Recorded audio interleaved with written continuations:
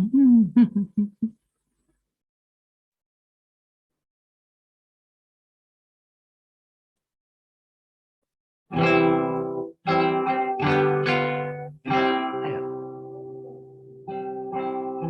Sudah. Papi sudah bikin di sini loh. Sini nggak muncul Bang.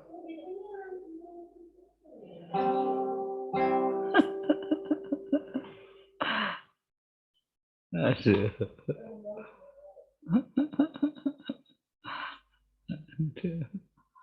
Kayak gini loh. Ini loh. Dah, udah.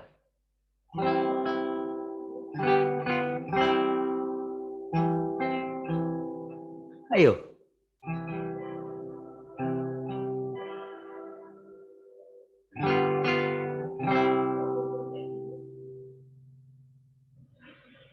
Ya itulah. Papi yang sudah share loh.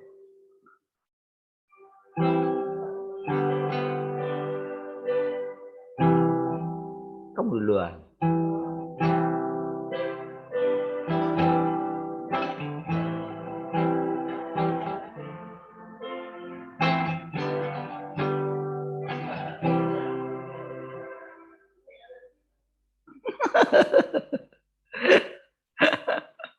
Sorry.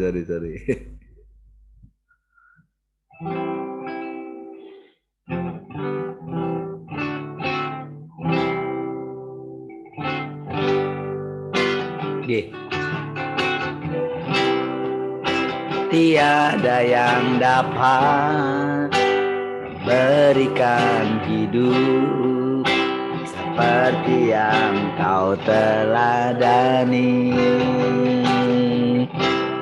Hadirkan ketenangan dalamku yang tak bisa dunia beri. Sekali lagi katakan, tiada yang dapat. Tiada yang dapat memberikan hidup seperti yang kau teladani. Hadirkan ketenangan dalamku yang tak bisa dunia berikan. Tak peduli masa lalu, engkau tetap memilikiku. Ku aman dalam hadiratmu, kau buktikan engkau tak peduli. Tak peduli masa lalu, tetap memilikiku. Ku aman dalam hadiratmu, kau buktikan engkau setia. Selamanya kau setia. Oh, tiada yang dapat. Tiada yang dapat memberikan hidup seperti yang kau teladani. Hadirkan ketenangan dalamku yang tak bisa dunia berikan. Tak peduli lalu, engkau tetap memilikiku. Ku aman dalam hadiratmu, kau buktikan engkau setia. Tak peduli, tak peduli masa selalu Engkau tetap memilikiku. Ku aman dalam hadirat-Mu. Kau buktikan Engkau tak peduli, tak peduli masa lalu. Engkau tetap memilikiku. Ku aman dalam hadirat-Mu. Kau buktikan Engkau setia, tak peduli masa lalu. Engkau tetap memilikiku. Ku aman dalam hadirat-Mu. Kau buktikan Engkau setia, selamanya Kau setia, selamanya Kau setia, selamanya Kau setia.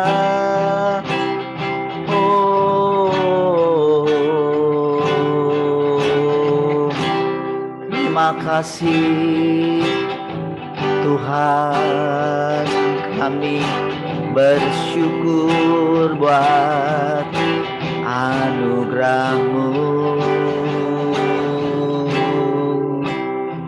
Haleluya. Terima kasih Bapa Surgawi, kami bersyukur pagi hari ini kami boleh bersekutu kembali. Terima kasih Tuhan. Terima kasih, silakan Tuhan boleh kembali berbicara bagi kami, menyampaikan hikmat-Mu bagi kami. Terima kasih, kami bersyukur. Haleluya. Mari semua yang mengasihi Tuhan sama-sama katakan amin. Baik, sekali lagi shalom semua. Ada yang Shalom. Rohana kok nggak bisa masuk? Shalom. Tolong buat dibalas di grup. Shalom. Katanya. Balas dulu.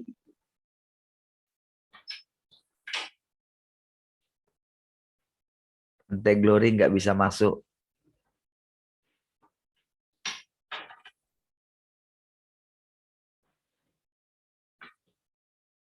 Yang di radio shalom semua.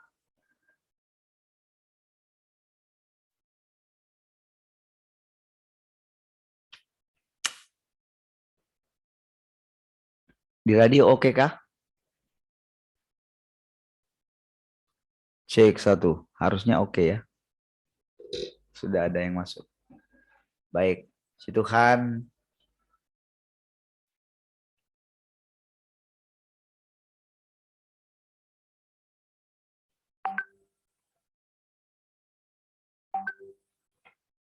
Ya. Nama Alexa ya. Shalom Alexa. Shalom Mak Tian. Yang di radio ya. Baik, sudah gabung ya. Keluarga Glory sudah gabung. Baik, puji Tuhan, saudara, mohon maaf. Ya. Kesalahan teknis. Terus lagi memang tadi ada ini ya. Sehingga saya tidak sempat lagi tadi buat undangannya gitu. Ternyata harus tetap buat undangannya supaya saya bisa jadi hostnya. Baik. Ada tadi berita duka ya dari keluarga ini kami ya. Ketua BPD anaknya ya. Masih sangat muda. Stroke ya. Masih sangat muda. Mungkin 30 mungkin belum mencapai ya. Belum lah. Belum. baru menikah juga ya. Dari kemarin itu habis mimpin perjamuan malah. Ibadah kedua. Langsung dilarikan hari Minggu berarti kan? Berarti tadi malam tadi. Makanya dini hari tadi berarti ya. Informasinya langsung baca itu, wah harus ini dulu. Nah, jadi tadi ya. Baik saudara, karena sudah jam 5 lewat ya. Kita lanjutkan saja saudara ya. Dari pembacaan firman Tuhan. Kemarin saudara.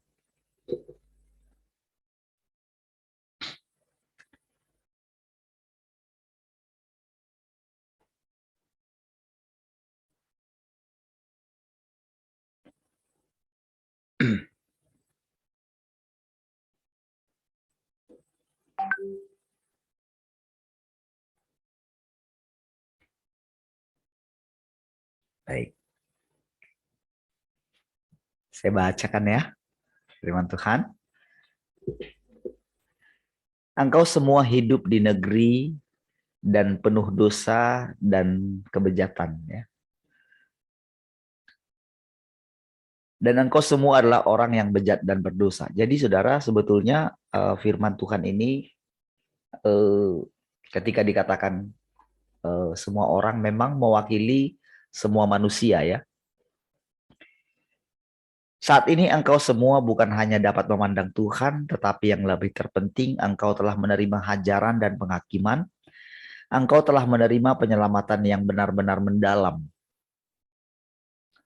Dengan kata lain, engkau telah menerima kasih Tuhan yang terbesar.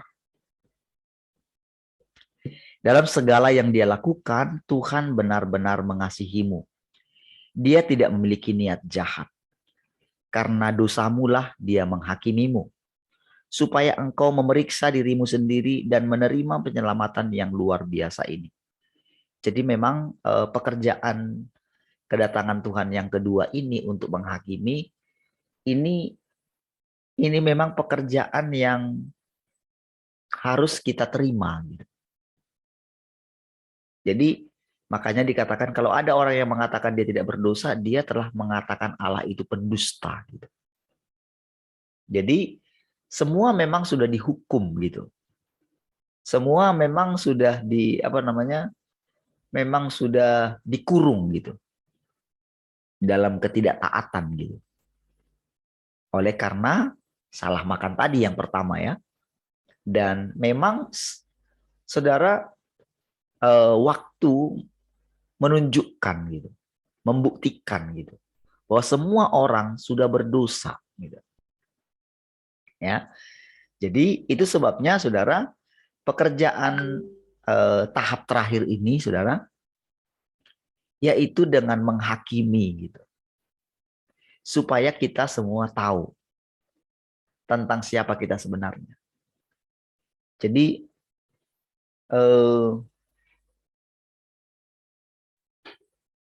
ada satu pernyataan saudara di bagian yang lain dari firman Tuhan yang dikatakan. Jadi kalau kamu tidak mengalami penderitaan atau penghakiman, jadi kan penghakiman itu kan membuat kita itu rasanya itu apalagi yang kurang ya. Rasanya kita diizinkan seperti rasanya itu gimana ya? Seperti yang dialami oleh para orang kudus itu gitu ya. Ketika mereka mengalami aniaya. Tapi di situ mereka malah dalam hati mereka seperti Paulus gitu ketika dia bilang sekalipun aku memberikan tubuhku untuk dibakar gitu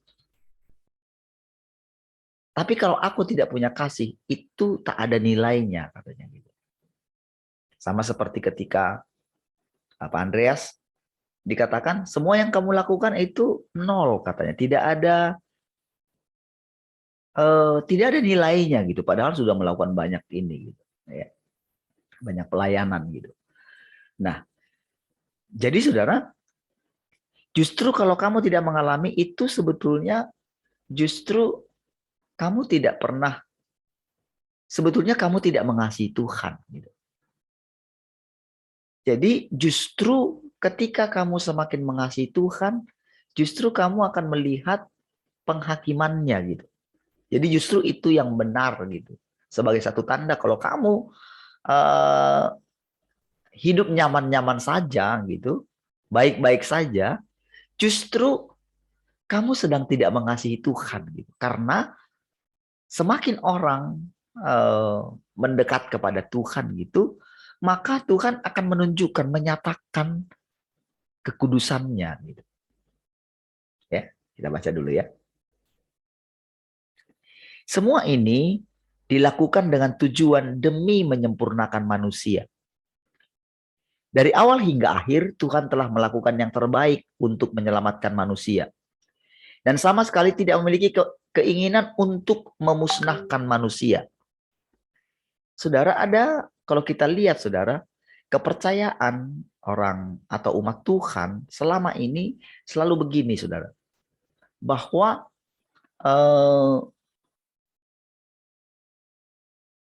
ketika kita ada yang namanya saudara, semua orang akan mengalami kematian. Lalu nanti setelah itu akan diangkat orang yang mati duluan gitu, orang benar yang mati duluan itu akan diangkat bersama dengan orang-orang yang hidup, yang masih hidup ini itu diubahkan katanya gitu. Terangkat ceritanya, diubahkan menjadi tubuh kemuliaan, lalu mereka diangkat gitu. Lalu setelah itu turun, kan? Setelah itu turun mendirikan kerajaan 1000 tahun gitu. Itu kepercayaan yang umum dan itu yang dipercayai sesuai dengan yang ada dalam Alkitab gitu. Lalu setelah itu maka ada kebangkitan yang kedua, yaitu orang-orang yang mati di luar Tuhan gitu. Di luar Tuhan lalu bangkit untuk dihukum selama-lamanya gitu. Itulah anggapan orang selama ini gitu. Jadi memang penghakiman itu nanti gitu. Makanya saudara, ketika dalam kehidupan sekarang itu, kebanyakan orang itu kepercayaannya tentang masa depan itu nanti sesudah mati gitu. Makanya ketika sekarang hidup di bumi ini adalah bagaimana masih hidup survive di dunia ini gitu. Dengan segala pelayanan, dengan segala penjangkauan gitu. Dengan harapan begini. Sebetulnya ukurannya dengan harapan bahwa nanti akan mendapatkan upah. Jadi itu nanti. Jadi sembari bisa tetap survive gitu di muka bumi ini, dari segi kesehatan, dari segi keuangan gitu. Jadi tidak bisa melihat bagaimana Tuhan itu menyempurnakan kita sekarang gitu loh. Jadi pengertian tentang kedatangan Tuhan yang kedua ya sudahlah, udah selesai, setelah itu nggak ada lagi gitu loh. Jadi Tuhan itu datang dalam bentuk fisik gitu. Tuhan datang dalam bentuk fisik untuk mengangkat gitu loh. Jadi sebetulnya kepercayaan ini sudah, iman yang seperti ini sebetulnya harusnya sudah ketinggalan jauh sekali. Jadi ketika orang-orang mengalami, kan yang terakhir ini, yang mengalami penganiayaan yang besar itu adalah orang-orang yang ada di Cina gitu. Di situ yang paling ini. Jadi sebelum munculnya ada gereja Tuhan yang Maha Kuasa ini, kan gereja di sana sudah mengalami penganiayaan gitu. Dan pada waktu itu saudara, jadi itu tahun 50-an gitu ya. Di bawah tahun 50-an. Jadi pengajaran tentang pengangkatan itu sudah kuat sekali di sana gitu. Jadi ketika mereka mengalami penganiayaan itu, kan tadinya mereka itu tidak menyangka akan masuk ke dalam yang namanya tribulasi itu. Tidak akan masuk ke situ. Tetapi begitu mereka mengalami itu, mereka dianiaya, mereka dikejar-kejar, Jadi di situ sebetulnya mereka sudah mulai bertanya-tanya gitu tentang doktrin pengangkatan itu gitu. Istilahnya gini, doktrin pengangkatan itu sudah mulai pudar di situ gitu. Sementara kita yang di luar negeri Tiongkok itu, saudara, kita itu tidak mengalami penganiayaan seperti mereka. Jadi kita itu masih istilahnya masih mengalami namanya lawatan-lawatan gitu. Seperti di Indonesia kan tahun 65 kan itu di Soe itu kan mengalami lawatan ya. Tahun 80-an lagi itu lawatan yang besar, saudara. Itu dari situ tahun 80-an, 88 itu kuat sekali lawatan Tuhan, pertobatan di mana-mana gitu. Ya, pekerjaan kasih karunia. Jadi saudara, itulah yang sebetulnya mengakibatkan pengajaran tentang pengangkatan itu masih ada di mana-mana gitu. Jadi rata-rata saudara, gereja itu masih terus menantikan kedatangan Tuhan gitu, menjemput. Jadi istilahnya saudara, dari segi pengertian itu orang eh, belum bisa menerima apa sih artinya kedatangan Tuhan yang kedua itu. Itu karena memang saudara, eh, berita tentang Injil kemakmuran itu saudara, itu masih menguasai saudara. Itulah sebetulnya kalau kita katakan berita dusta dari si jahat gitu. Itu yang menguasai gitu. Jadi kepercayaan orang selama ini saudara adalah begini. Kalau mereka percaya kepada Tuhan supaya mereka itu dilindungi dari segala apa namanya kemiskinan, mereka tidak miskin, mereka mengalami mujizat gitu. Jadi rata-rata masih seperti itu gitu. Nah, padahal saudara, orang-orang ini kalau saudara melakukan ini ya. Jadi kemarin saya ada cerita ya, jadi karena kemarin tuh saya akhirnya pulang gitu ya, saya cerita dengan teman gitu. Jadi dari cerita-cerita lagi bahwa berapa banyak para hamba Tuhan ini hidupnya jelas-jelas saudara itu memang bermasalah dalam moral gitu, dalam ini ya, dalam kehidupan kekudusan gitu ya. Tetapi jemaatnya kok, gerejanya kok makin besar gitu. Sampai si orang ini yang melihat itu dia bilang dengan bercanda sih, apa kita memang harus seperti itu supaya jemaat kita ini apa namanya banyak gitu. Artinya apa harus jatuh dalam dosa seperti itu? Karena kasus-kasus seperti ini merata gitu loh. Istilahnya dosa-dosa yang disembunyikan gitu. Dosa-dosa maaf perzinahan gitu. Perselingkuhan gitu. Mereka masih eksis gitu, bahkan makin besar. Jadi timbul satu, ini kok bisa begini gitu loh. Jadi sudah istilahnya kok bisa gitu. Bahkan ada yang sampai ketika dia ada di terapis gitu ya, ketika dia dicobai dengan ini ya, dengan ketika maaf mengajak gitu ya dari terapis itu Jakarta. Wah, dia terkejut gitu. Oh, biasa aja kali Pak. Kita juga ada langganan dari ini yang biasa mengatakan langganan hamba Tuhan gitu loh. Melakukan sesuatu. Jadi saudara, dengan keadaan seperti itu saudara, ini gimana ya? Artinya kan saudara begini saudara. Jadi tetap merasa dirinya itu tidak apa-apa. Ini para hamba Tuhan, kita bukan bicara jemaat, saudara. Ini hamba Tuhan, pendeta yang tetap berkhotbah setiap hari Minggu, tetapi tidak pernah namanya mengalami atau bahkan sudah menganggap lumrah dosa-dosa yang seperti itu gitu loh. Jadi dengan bangga membicarakan firman Tuhan, berani berkhotbah tentang kekudusan, tentang ini saudara, tetapi dirinya tidak lepas dari situ saudara. Bahkan sudah menganggap ya mungkin itu lumrah semuanya. Bahkan ketika sudah biasanya saudara itu sudah itu menjelang itu sudah usia-usia, boleh dikatakan sudah usia-usia tua, saudara. Tidak bisa lepas dari dosa itu. Lah, tapi masih tetap merasa dirinya itu nyaman-nyaman saja, saudara. Tidak ada masalah gitu loh.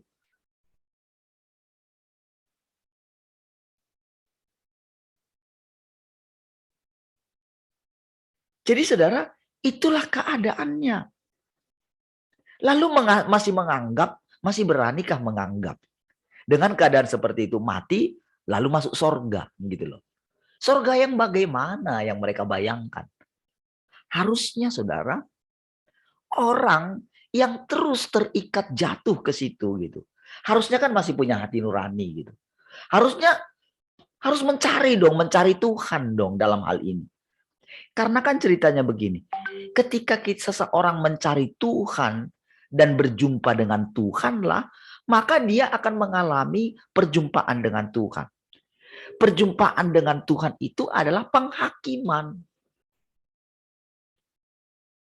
Jadi saudara, kalau seseorang tetap nyaman di situ dan kompromi, jadi kalau istilahnya gini, dia tidak tertemplak lagi akan dosanya, berarti orang ini tidak serius dalam mencari Tuhan. Tidak serius dalam mencari kebenaran. Jadi sudah terjerat gitu loh. Jadi ketika mungkin menganggap orang-orang yang lain, para hamba Tuhan yang lain mungkin tersiar kabar ketika mulai kita dengarkan kompromi-kompromi gitu. Jadi sebetulnya kalau saya katakan para hamba Tuhan ini bukan tidak tahu berita ini, saudara. Tahu. Tahu siapa orang-orangnya yang istilahnya kasus-kasusnya sama. Tetapi sudah menganggap itu biasa.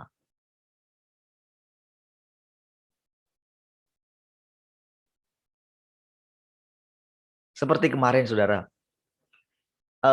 Saya jadinya ini, saudara. Saya jadinya gimana ya? Karena tidak ada pemberitahuan tentang masalah harus antigen gitu. Kalau saya tahu, kalau saya kemarin itu tidak ikut, abang saya ikut ini karena tidak bawa, saya nggak bawa ini ya, karena sekalian ikut dengan abang saya ke sana gitu. Nggak bawa motor gitu. Harusnya saya begitu tahu itu langsung balik gitu. Jadi saya sempat dalam hati gini, karena cuman di dalam hati saya sempat akhirnya ya marah juga di situ. Kalian ini gimana sih? Kak betul loh seperti ini, saya bilang. Cuman dalam hati saya begini, saya ikut dengar dari Tuhan, iya ikut saja. Gitu. Saya jadi di antigen, memang sakit, saudara. Wah itu. Cuman kan setelah itu saudara masuk dari luar gitu. Karena dia anggota dewan itu, saya bilang itu kok mereka tidak di antigen gitu. Kenapa kita? Jadi ada yang dari luar kota juga gitu ya. Kan sudah tahu jelas-jelas itu tidak akurat gitu loh.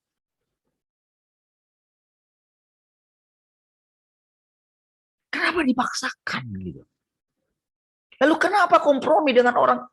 Jelas-jelas mereka itu tidak pakai surat untuk menunjukkan kalau mereka sudah antigen, kalau benar-benar itu ketat harus semua gitu. Kenapa diperlakukan berbeda? Itu kan mereka ini bahkan ada yang sampai masuk gitu. Jadi mereka itu sebetulnya rata-rata kan sudah divaksin juga gitu. Rata-rata sudah divaksin para pendeta ini gitu. Tapi begitu sampai di situ harus anti, itu mereka nggak mau gitu. Lebih baik memilih pulang gitu.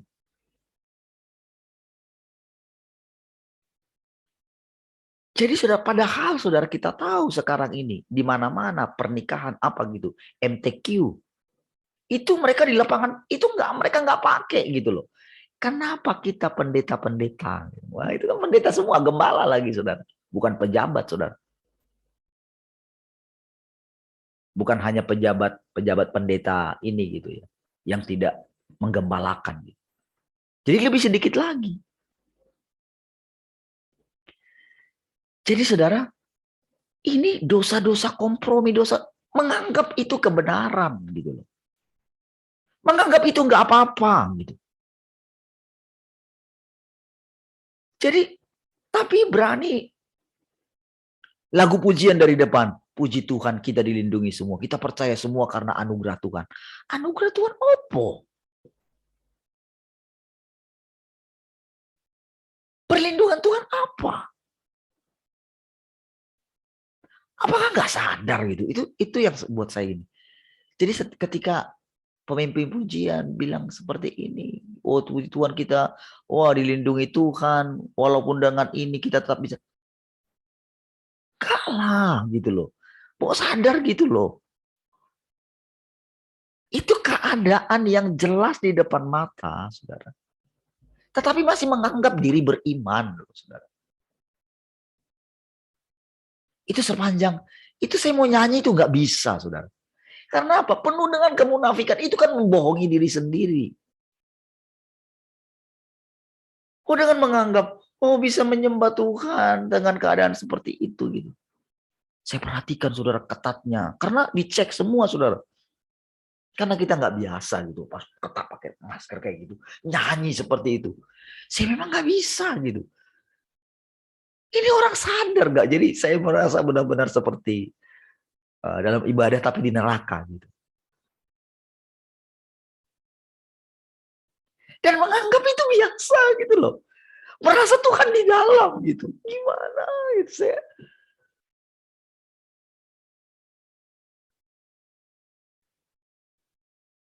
Dan yang ininya lagi saudara. Mari kita mengenang para hamba Tuhan yang dipanggil.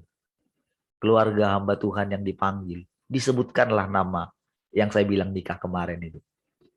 2 di situ. Yang satu di depan, satu di belakang. Dua-dua disebutkan. Padahal dua-duanya ini sudah menikah. Mari kita berdoa. Supaya keluarga yang ditinggalkan diberikan kekuatan untuk melanjutkan pelayanan. Piye? Sudah menikah kok.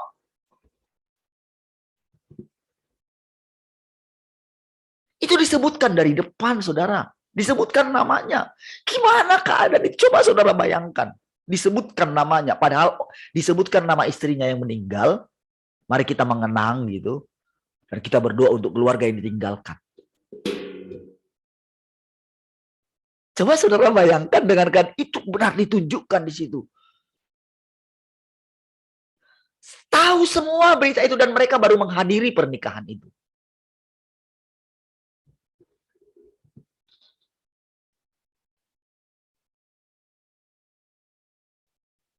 Semua seperti simpan dalam hati.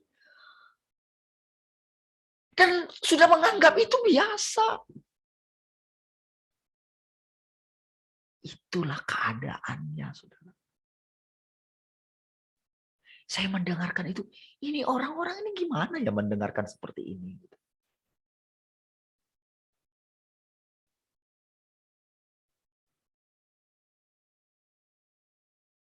Apalagi dibuat status di Facebook kemarin itu. Oh, saya akan tetap ke sini. Dan orang, saudara, yang membaca, jadi ketika dia bilang, aku akan tetap ke sini. My wife yang meninggal ini. Dan orang itu komen di bawahnya. Memuji-muji. Tidak berapa lama menikah. Gimana, saudara? Tapi menganggap itu biasa. Di usia sekian masih harus bermasalah dengan itu. Lalu bagaimana dia memimpin jemaat, mau masuk sorga gitu. Sorga yang bagaimana yang mau dimasuki?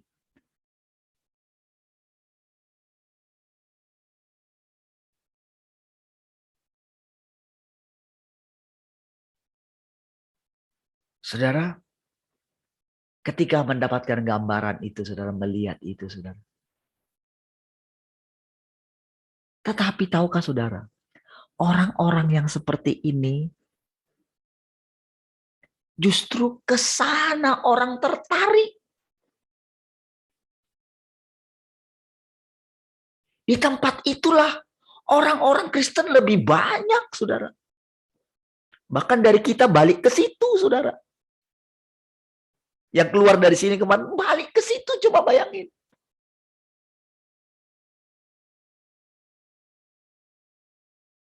Dan dari teman yang saya bicara ini dia bilang, 4 dari jemaat saya ke situ katanya. Lah gimana kita ini Pak katanya. Kita yang menjaga kehidupan kita, menjaga takut akan Tuhan seperti ini gitu. Lah jemaat kita yang bisa kita tunjukkan hidup kita ke situ katanya. Sudah jelas seperti itu, ke situ gitu loh.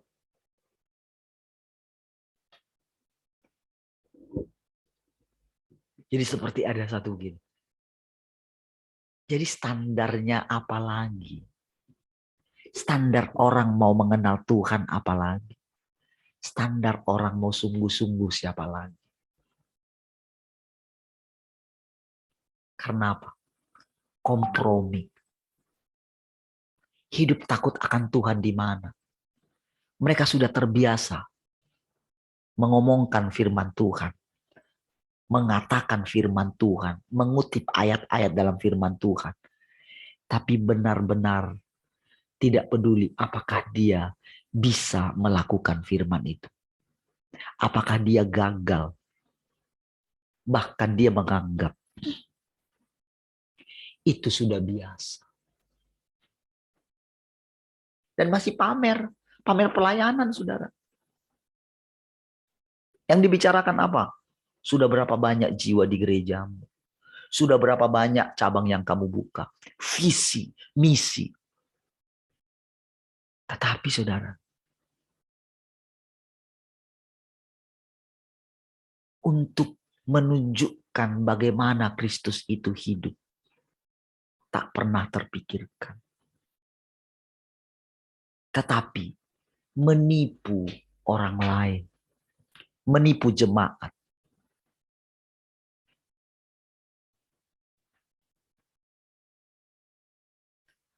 Saudara, ketika mereka mengatakan, jadi ada ketua kita yang ini juga kena COVID. Ada beberapa saudara yang tidak bisa hadir gitu karena kena COVID. Gitu. Masih dengan biasa mengatakan, kita hidup oleh iman. Padahal sudah pakai semua loh, mereka itu sudah pada divaksin semua. Sudah melakukan protokol yang sangat sehat. Jadi saudara, itu begitu masuk tahu nggak? Itu kita harus masuk satu ruangan lagi. Begitu sudah di antigen, masuk lagi satu ruangan yang disemprot-semprot itu.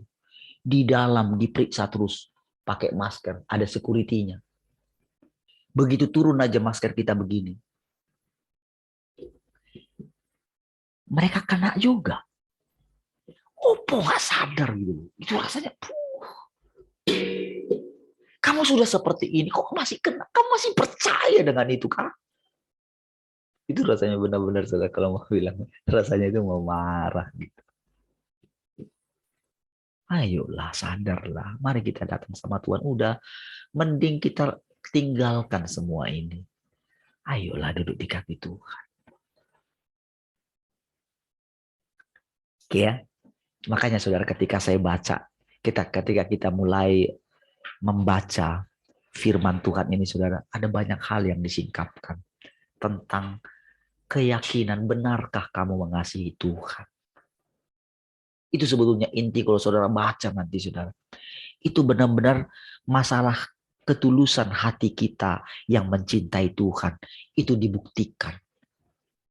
Setiap kali nanti saudara baca itu saudara. Di situ saya rasanya dihajar. Artinya begini. Kita sedang dipanggil keluar gitu. Melihat keadaan itu. Inilah keadaan yang sedang terjadi. Kita sedang diperhadapkan kontrasnya saudara. Semua mereka yang mengatakan itu, saudara, semua.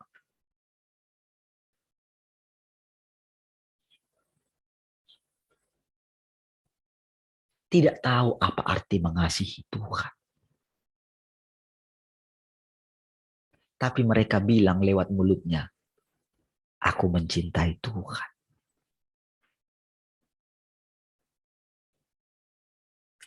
Saya baca ya.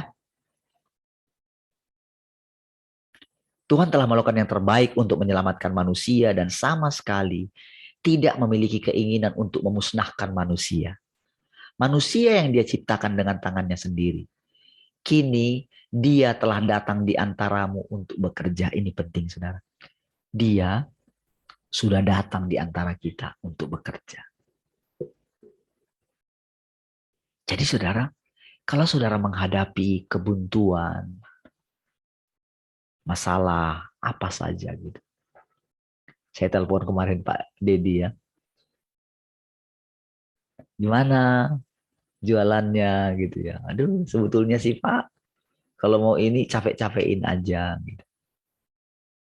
Kadang-kadang laku 3 apalagi naik lagi kan. Minyak naik gitu kan, semua naik gitu. Ternyata di Medan itu masih itu ya, 28.000 ya Pak ini ya.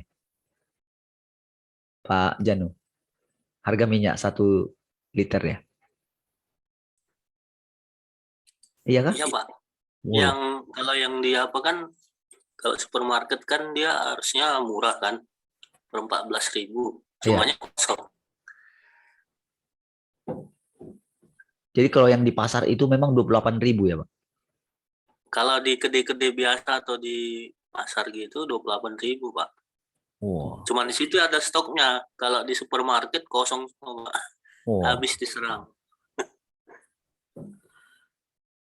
Nah, jadi gimana saudara dengan untung ya paling kalau Pak Dedi bilang 2.500 itu pun nggak laku gitu. Saya bilang begini, anggap. Jadi tekun lakuin gitu. Jadi bukan masalah. Jadi selama ini kan kita berpikir begini, kalau kita berusaha, kalau tujuannya kan Tuhan, kenapa Tuhan nggak memberkati? Kadang-kadang kan pikiran kita begitu. Lalu, apakah saya harus tinggalkan? Lebih baiklah saya tinggalkan.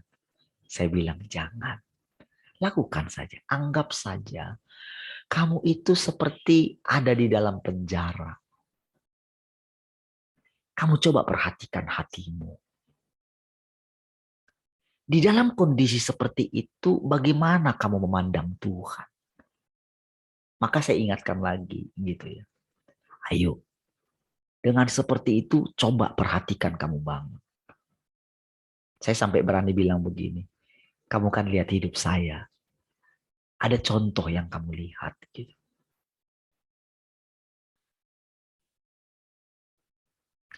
Jadi kita ini saudara dibuat Tuhan jadi contoh. Dibuat Tuhan, tunjukkan loh. Kalau kamu benar mengasihi aku gitu. Di tengah tidak ada lagi figur yang benar-benar menunjukkan kekudusan, takut akan Tuhan. Hidup yang benar gitu. Maukah kamu menjadi bejana untuk aku menunjukkan diriku yang sesungguhnya. Yang mengasihi Bapakku. Tanpa aku memperhatikan keinginanku. Aku mau hidup seperti ini di dalammu. Supaya orang lihat. Kamu gak, semua itu dicari oleh bangsa-bangsa. Tapi kamu tidak cari kerajaan Allah. Jadi saya menyemangati kembali. Tetap lakukan. Mau laku 3, gak laku apa. Karena kan dia bilang harus ini kan. Apa namanya. Karena kan kalau sekali buat itunya. Apa namanya. Sambelnya itu. Jadi ya mau gak mau ya. Kalau dipakai lagi besok kan sudah rasanya sudah bagaimana gitu. Jadi harus dihabisin gitu. Ya paling banter, paling tinggi laku 17 porsi, 18 porsi. Hitung-hitung saudara. Aduh. Tapi sudah dibayar, terlanjur dibayar sama ibunya. Sewanya gitu. Lakuin saya bilang. Lakukan dengan semangat. Jadi jangan tujuanmu supaya kamu berhasil di situ. Jangan itu jadi tujuanmu.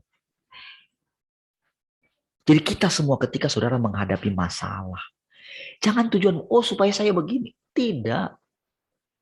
Semua yang diizinkan terjadi. Itu ini loh. Lihat hatimu. Di tengah keadaan seperti ini, kamu bisa sukacita enggak? Kamu bisa damai sejahtera enggak? Kamu bisa bahagia enggak? Kamu menyalahkan situasi ini enggak? Kamu bisa tetap enggak dalam kondisi seperti ini? Kamu bisa menjaga hatimu tetap mengasihi Tuhan. Mengasihi Tuhan itu begini, saudara. Kalau Tuhan benar di samping kita, berarti kan Tuhan tahu semua apa yang terjadi dalam hidup kita. Benarkah? Itu yang buat saya, saudara, ketika saya merasakan sakit itu rasanya gitu. Saya harus bertobat, saudara. Jengkel iya, saudara. Kamu masih seperti itu saja. Gitu. Jadi sampai pulang itu, saudara, itu masih sakit, saudara. Karena saya hanya membayangkan dulu istri saya waktu pulang itu dia harus antigen gitu. Dia bilang, wah sakit gitu. Saya kan nggak pernah di antigen gitu. Jadi itu salah satunya yang membuat saya, ya sudahlah, toh sudah sampai di sini. Bergejolak memang dalam hati saya.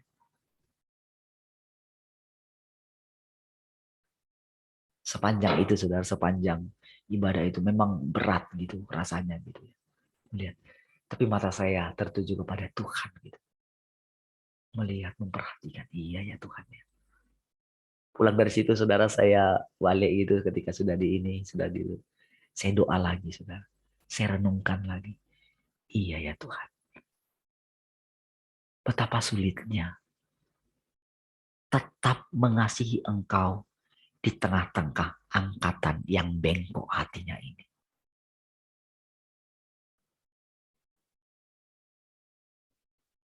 Bisakah kita tetap mengasihi Tuhan? Di tengah kita melihat, kita diperhadapkan rasanya dengan ketidakadilan. Harusnya kita sudah mengasihi Tuhan. Harusnya hidup kita lebih baik. Tapi kenapa diizinkan? Teman saya itu bilang, rasanya ya kalau dia bilang gini. Jadi ada banyak sekali, saudara, dana-dana itu yang terpakai. Maksudnya itu kayak dibuang-buang gitu loh. Sudah dipakai, saudara, dana-dana misalnya yang terkumpul itu untuk sesuatu yang nggak perlu gitu. Kadang-kadang nggak tahu gimana kita mikirin, dia dibilang gini. Kadang-kadang untuk makan aja berpikir katanya. Tetapi melihat seperti itu kan pasti pakai dana kan. Walaupun dikatakan gratis kan itu dana semua ya ambil dari dana kita yang ada di sana kan. Hanya terbuang untuk hal yang sia-sia. Hanya supaya orang lihat, oh GBI mengikuti ini. Gitu. Dan mungkin, oh anggota dewan yang masuk di situ, oh melihat sangat ketat. Mungkin jadi berita supaya bangga. Gitu. Dengan sistem yang seperti itu. Sementara, saudara.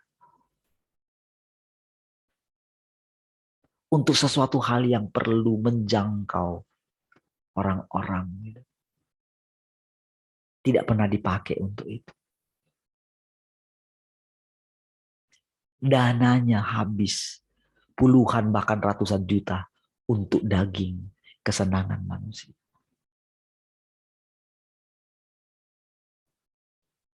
Di tengah seperti itulah, saudara, ketika kita melihat itu, apakah kita tetap mengasihi Tuhan? Itulah sebetulnya penghakiman atau hajaran yang berulang-ulang.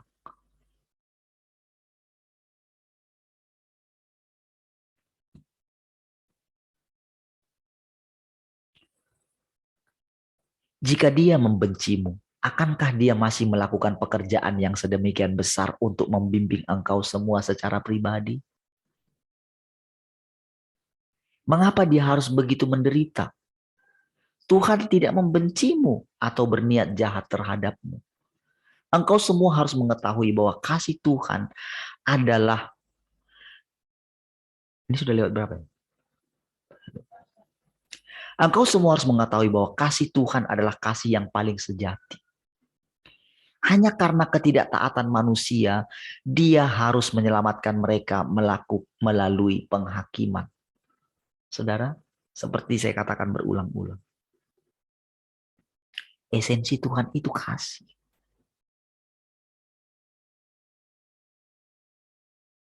Jadi karena kasihlah dia menghakimi kita. Supaya kita nggak dihukum dengan dunia ini. Apa yang akan terjadi dengan seseorang, dengan hamba Tuhan yang sampai usia tuanya dia nggak bisa lepas dengan masalah nafsunya.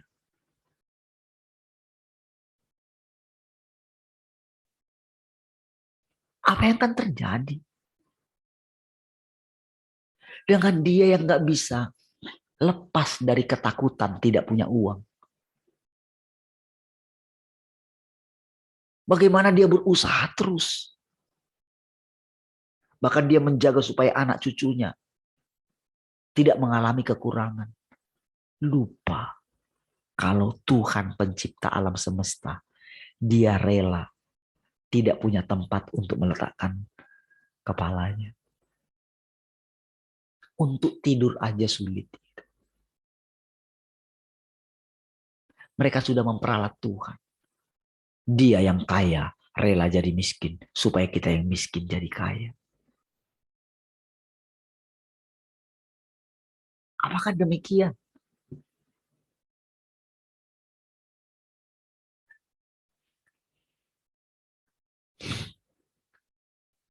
Jika bukan karena ini, mereka tidak akan mungkin diselamatkan. Karena engkau semua tidak tahu bagaimana menjalani hidup. Nggak tahu. Bagaimana supaya mempunyai hidup yang kekal itu nggak tahu. Kan hanya karena kuduslah kamu. Sebab aku kudus. Kalau kamu punya sedikit pun kemunafikan dalam hatimu, kamu nggak bisa loh berjumpa dengan aku. Kamu nggak bisa melihat aku. Jadi kenapa kita dihakimi untuk hal-hal yang paling kecil? Supaya kita bisa melihat Tuhan. Dan hanya orang yang bisa melihat Tuhanlah yang memperoleh hidup. Kalau ada kemunafikan dalam hati kita, kalau ada sesuatu yang bertentangan dengan sifatnya Tuhan, kita itu nggak bisa mengalami hidup, nggak bisa tambah hidup kita. Kita tetap di dunia orang mati. Kita tetap di dalam dunia kegelapan. Jadi sebetulnya ketika kita datang ke kaki Tuhan, ada banyak hal yang harus ditutupinya. Hanya karena kita tetap maju. Itulah iman kita, saudara. Sampai dia tutup, sampai dia katakan, gak peduli bagaimana masa lalu. Aku tetap memilih. Tetapi kan ada harga yang kita bayar terus. Rasanya kita malu di hadapan Tuhan. Rasanya saya malu di hadapan Tuhan melihat saya masih seperti itu, masih cuma dicucuk seperti itu. Rasanya udah berontak dalam hati gitu.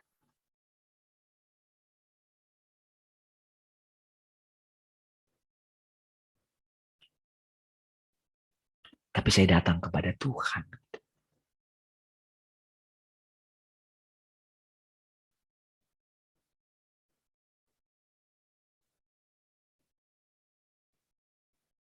Itu yang diminta Tuhan dari kita, saudara.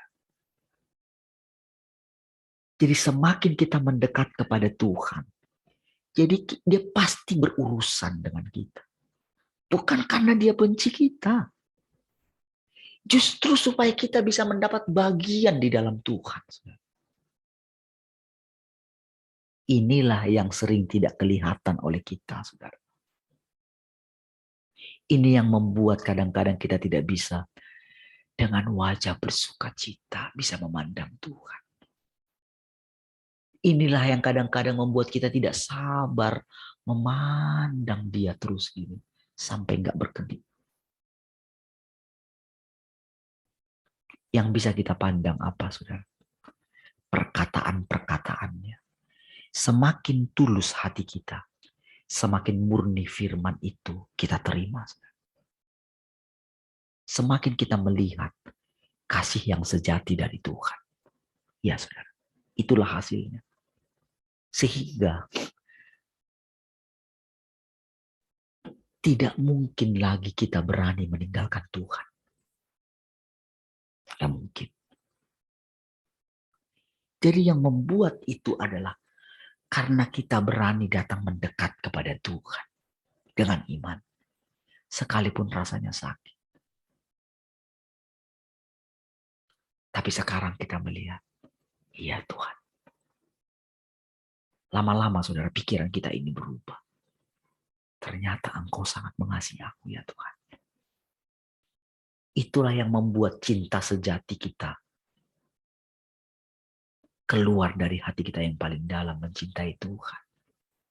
Dan itulah baru Tuhan dipuaskan. Dengan cinta yang lahir dari hati kita yang paling dalam. Oleh karena kita melihat cintanya Tuhan. Jadi saudara akan semakin dalam bisa mengerti perkataan-perkataan ini saudara. Ketika saudara mau menundukkan hati saudara.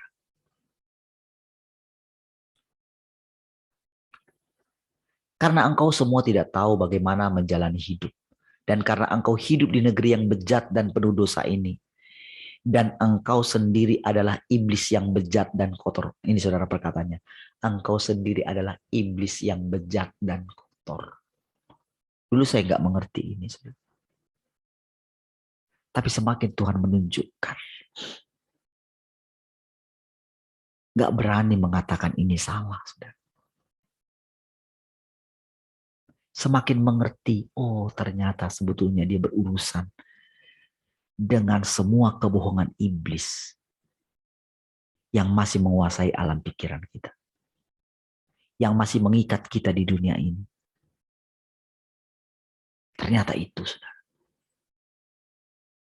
Tuhan tidak pernah punya niat hati yang jahat. Niat hatinya tulus sekali, saudara. Dan hal inilah yang akan membuat kita terus bergerak maju.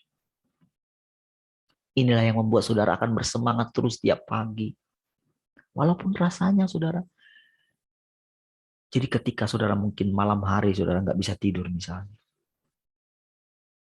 Kadang-kadang ketika bangun pas jam itu saudara.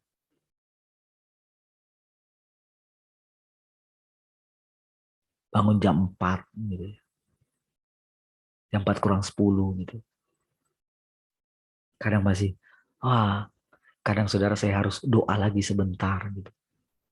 Tarik nafas, doa gitu. Mandang Tuhan lagi. Nunggu lagi. Saudara, ketika Tuhan melihat ada sesuatu korban waktu tidur kita. Kita korbankan pas ketika kita lihat jam itu karena kita sudah janjian. Setiap pagi jam 4.30 kita jumpa sama Tuhan.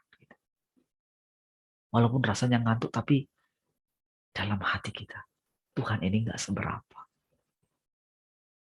Walaupun kadang rasanya kita itu kadang-kadang mungkin lagi kita gak fokus, kita kan gak tahu kadang-kadang hati kita ada di mana gitu.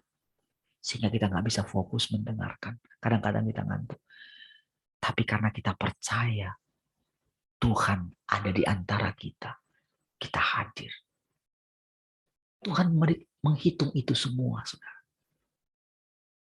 Ya. Itulah yang membuat dari hari ke hari, saudara. Sampai begini. Karena sudah berulang kali, saudara, Tuhan kecewa dengan para hambanya. Berulang kali, saudara. Kedapatan, saudara. Bahwa para hambanya ini mengecewakan dia. Kadang diuji dengan sedikit berkat saja. Sudah lari dari Tuhan. Diuji dengan berkat sedikit saja, saudara. Hatinya sudah melekat kepada dunia ini. Tidak lagi sungguh-sungguh menyembah Tuhan.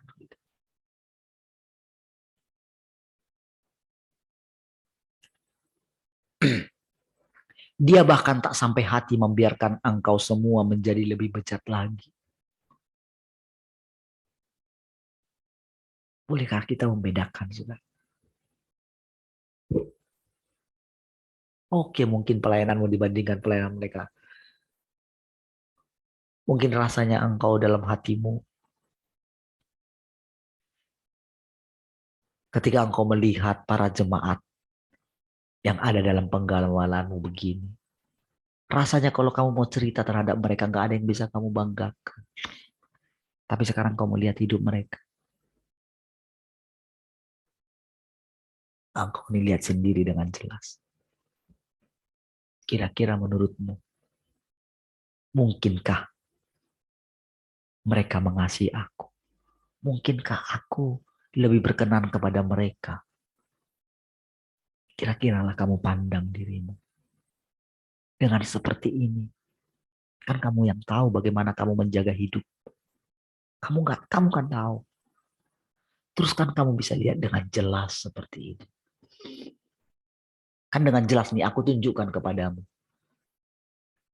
Lalu kamu berkata, mereka itu aku kasihi. Lalu kamu berkata, oh aku tidak peduli dengan apa yang mereka perbuat.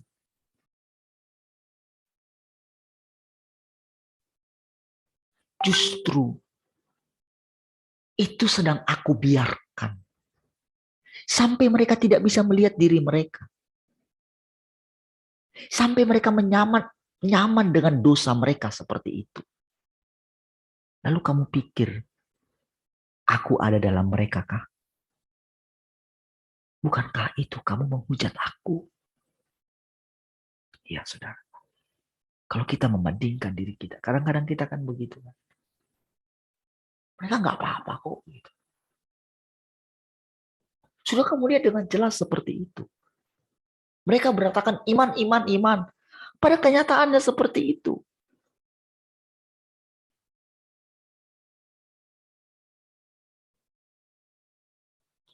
Itulah yang menantang kita, saudara. Dengan keadaan itu, saudara. Menantang kita untuk lebih mengasihi Tuhan. Ya Tuhan, ampuni Tuhan. Ampuni kalau aku tidak melihat kasih-Mu yang besar dalam diriku, Tuhan. Ternyata Engkau sangat mengasihi aku, Tuhan. Ternyata supaya aku tidak dihukumi. Dengan Engkau menunjukkan itu kepada diriku. Dengan Engkau menyempurnakan aku. Dengan firman-Mu. Oh, terima kasih untuk pilihan-Mu, Tuhan. Itulah yang lahir, saudara, harusnya. Setiap hari. Ketika kita menghadapi kesukaran-kesukaran. Karena kita semakin mengasihi Tuhan.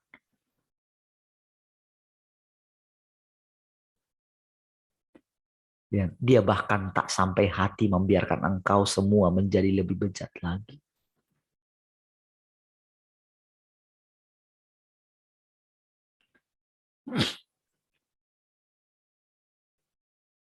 Dia tak sampai hati melihatmu hidup di negeri yang kotor seperti ini. Diinjak-injak oleh iblis sesuka hatinya. Dan dia tak sampai hati membiarkanmu jatuh ke dalam alam maut. Dia hanya ingin mendapatkan sekelompok orang ini. Dan menyelamatkan engkau semua sepenuhnya. Mari perhatikan ini, saudara.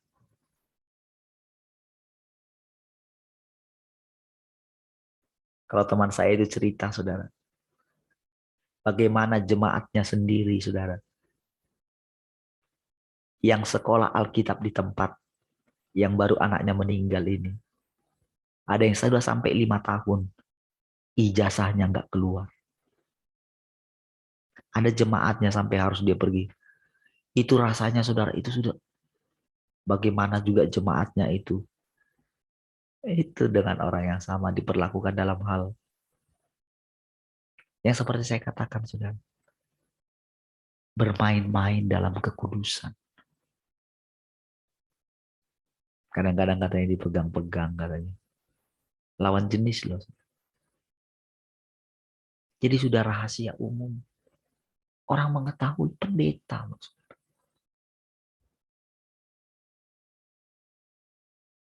Jadi ketika kemarin dibilang, oh mari kita berdoa. Dia bilang begini, yang saya dapat dari Tuhan, ini hukuman.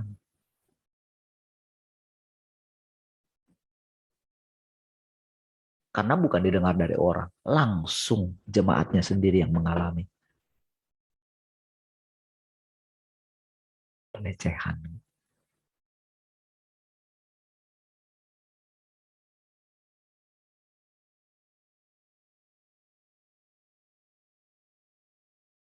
Tapi saudara, berani menyandang, berani menyampaikan firman Tuhan.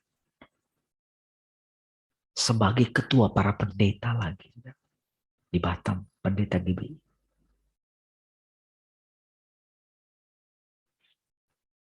Miris gak, saudara?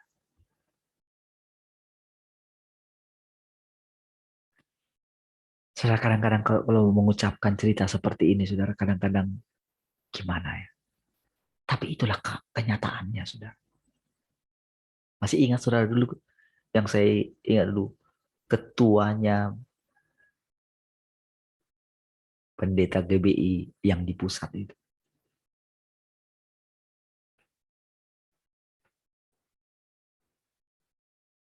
Sama, itu sudah tua, saudara. Di atas 70-an umurnya. Udah mau mencapai 70. Bermasalah di situ. Dan saudara, tahukah saudara, kasus-kasus seperti itu sudah dianggap biasa. Karena mungkin kan pakai ayat. Yehuda juga pergi. Mereka punya ayat. Kan mereka tahu kan Yehuda kan pergi mencari perempuan pelacur sebetulnya kan. Makanya kan ketipu sama menantunya sendiri. Itu kan karena Yehuda cari. Dan itu dipakai untuk membuat. Jadi firman Tuhan dipakai. Jadi karena itu dianggap firman Tuhan. Dianggap kan itu kan kejadian salah sebetulnya. Cuman karena sudah dibuat itu jadi Alkitab, dianggap itu jadi kebenaran, saudara. Artinya nggak apa-apa.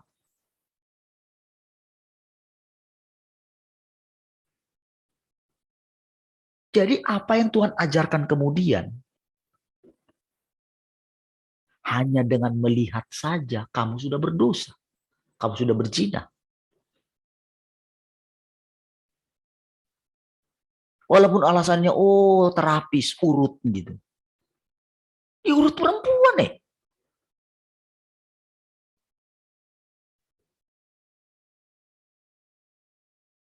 Dan sampai yang terapis itu bilang langganannya.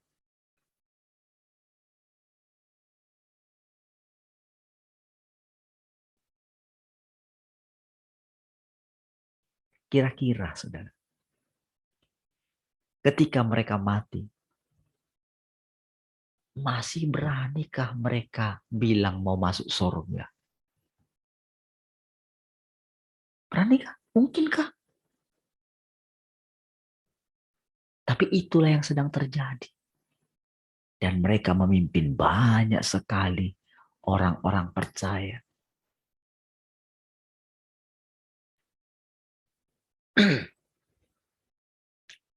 Inilah tujuan utamanya melakukan pekerjaan penaklukan atasmu. Hanya untuk penyelamatanmu.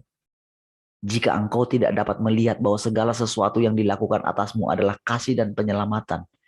Jika engkau pikir semua itu hanyalah metode, cara untuk menyiksa manusia, dan sesuatu yang tak dapat dipercaya, lebih baik engkau kembali ke duniamu untuk menderita kesakitan dan kesulitan.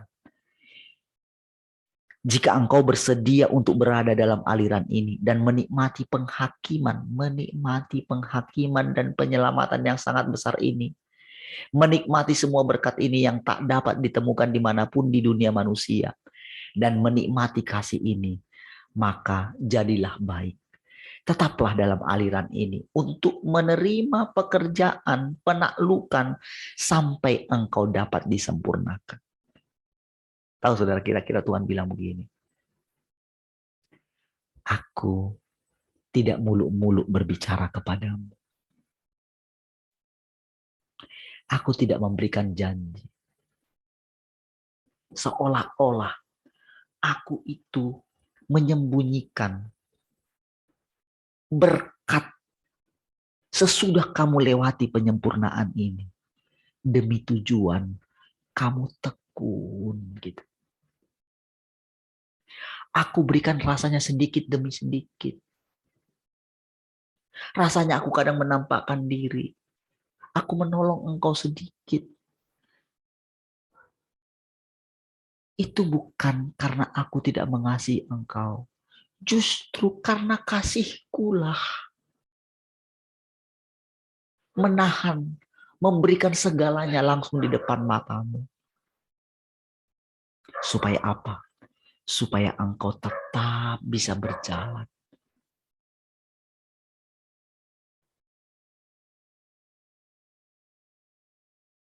Itulah pekerjaan penyempurnaan itu. Dan saudara, perkataan ini saudara begitu dalam di hati saya. Saudara. Karena saya tahu begini saudara. Setiap kali saudara kita duduk di kaki Tuhan, ada sesuatu saudara yang dikerjakan Tuhan. Walaupun rasanya Tuhan tak tunjukkan kepada kita. Tapi nanti saudara, semakin saudara terus, hati saudara terus dimurnikan. Gitu. Saudara akan melihat semakin jelas Tuhan itu secara nyata memimpin saudara. Dan saudara, dengan rela, dengan senang hati, dia turut membersihkan seluruh tubuh kita ini, saudara. Menaklukkan seluruh area yang belum ditaklukkan dalam hidup kita. Dan kita tidak tahu itu. Dan kadang-kadang Tuhan tak perlu kasih tahu kepada kita apa pekerjaan dia terhadap kita. Kalau dia tunjukkan itu kepada kita, saudara, itu benar-benar, saudara, itu karena kita sudah siap menerima perkataan itu. Kamu tahu gak? Ketika Tuhan bilang begini, coba kamu perhatikan hidupmu sekarang. Coba bandingkan dengan dulu. Apa yang sudah terjadi atas hidupmu. Bagaimana cinta kamu kepada dunia ini. Coba lihat persentasenya. Bagaimana ikatan dunia dulu dengan sekarang. Iya Tuhan. Tapi jangan kamu bangga atas itu. Bukan kamu yang melakukan itu. Akulah yang melakukannya. Akulah yang hidup kembali menjadi daging di dalam kamu. Simpan ini dalam hati saudara. Supaya saudara tidak tertipu. Karena kalau sedikit saja kita bangga dengan pencapaian kita. Tadi kan sengaja Tuhan kasih tunjuk itu. Karena dia sudah mulai kasih dalam hati kita. Ada roh takut akan Tuhan. Kita tidak akan besar kepala. Seperti Petrus yang mendapatkan pewahyuan. Jadi dengan sengaja Tuhan menunjukkan itu saudara. Di jam 6 ya. Situ lewat 5 ya. Oh di sini yang terlambat. Baik ya, maaf ya. Nanti kita lanjutkan nanti malam. Karena begitu turun harus langsung pergi. Karena anak-anak semua masuk pagi. Nanti malam kita lanjutin. Semangat semua. Ya. Saya minta maaf kalau ada hal-hal yang harusnya tidak saya ucapkan gitu. Tapi kita semua hidup di hadapan Tuhan. Kalaupun saudara mendengarkan tadi perkataan-perkataan mungkin yang ya mungkin urusan kami gitu ya. Tapi saudara, tujuannya adalah supaya kita melihat, supaya ada beban dalam hati kita untuk semakin sungguh-sungguh mengasihi Tuhan. Kita semua saudara, saling menguatkan saudara. Supaya kiranya aliran ini, mungkin yang dikatakan aliran ini dulu di sana saudara. Tapi juga Tuhan membuat aliran yang baru di sini. Dari sungai yang sama saudara. Sungai kehidupan yang mengalir. Kilat yang memancar juga. Biar kiranya saudara, belas kasihan Tuhan dinyatakan melalui hidup kita bagi dunia yang tidak tahu apa-apa ini saudara. Yang tidak bisa melihat Tuhan. Kiranya orang di luar sana boleh melihat kedatangan Tuhan melalui hidup kita. Mari kita berdoa. Terima kasih Tuhan, kami bersyukur pagi hari ini. Terima kasih Tuhan untuk pilihan-Mu. Karena pilihan-Mu saja Tuhan kami ada di sini. Terpujilah Engkau Tuhan. Kalau kami bekerja hari ini, pekerjaan ini kami lakukan bersama-sama dengan Engkau. Apapun yang diperhadapkan dengan hidup kami, itu diperhadapkan semua dengan Engkau Tuhan. Kiranya kami boleh bekerja sama dengan Engkau setiap hari. Kami menundukkan diri kami. Terpujilah Tuhan untuk selama-lamanya. Mari kita semua yang mengasihi Tuhan sama-sama katakan, amin. Puji Tuhan, saudara. Tuhan berkati semua. Shalom.